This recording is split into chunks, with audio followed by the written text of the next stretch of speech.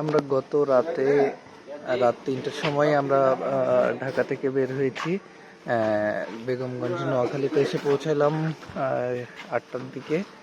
এরপরে আমাদের এই বড় ট্রাক নিয়ে আমাদের একদম গ্রামের গভীরে যাওয়া সম্ভব না।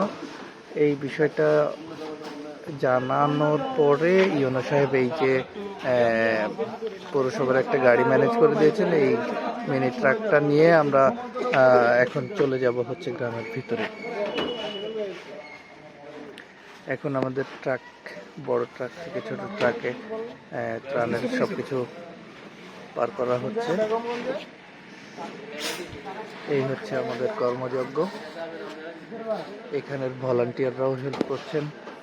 সবাই পরিপূর্ণ সহযোগিতাপূর্ণ মনোভাব নিয়ে এখানে কাজ করছেন। এখানে তো এসে আমরা পাইলাম এখানে বেশ কয়েকটা ভলান্টিয়ার টিম পেয়ে গেছি, যারা এখানে দীর্ঘদিন যাবৎ আছেন এবং সবাইকে হেল্প করছেন।